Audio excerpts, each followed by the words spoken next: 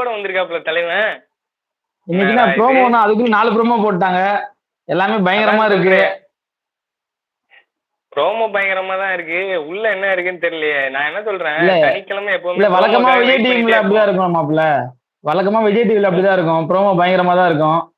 ஆனா உள்ளதான் ஒண்ணும் இருக்காது. ஆனா இந்த வாட்டி இருக்கும் போல இருக்கு.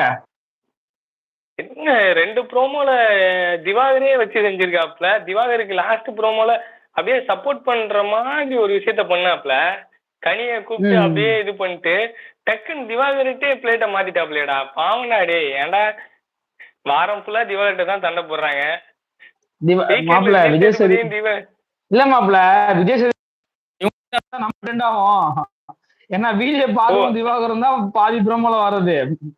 நம்ம அவங்கள திட்டாதான் நம்மளும் ப்ரோமோல வருவோம் சொல்லிட்டு விஜய் சேது தெரிஞ்சு போச்சு இருக்கு.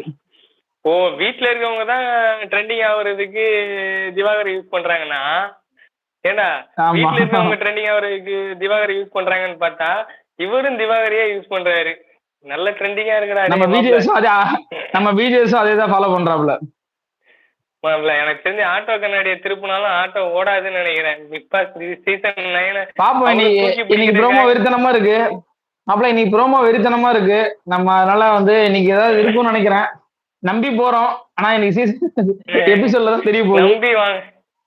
நம்பி வாங்க கண்டென்ட் அள்ளிட்டு போங்க. என்னடா கண்டென்ட் டே எப்பா சாமி. ஆனா ரொம்ப மோசமா இருக்குடா எப்பா. என்ன பண்ண முடியுமோ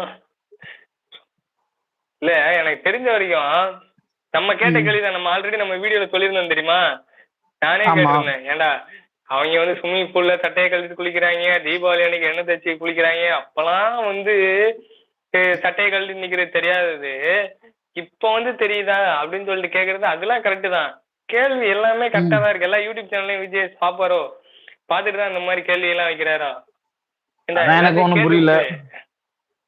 திருப்பி போட்டாரு பாரு டக்குன்னு. தராதரத்தை பத்தி பேசுறீங்கன்னு அடிச்சு விட்டாப்ல. அதான் மாப்பிள்ள விஜிஎஸ்க்கு இப்பதான் ஷோ பாக்குறாரு போல விஜிஎஸ்.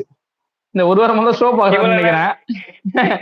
இவ்வளவு நாள் எழுதி கொடுத்தேன் படிச்சேன்.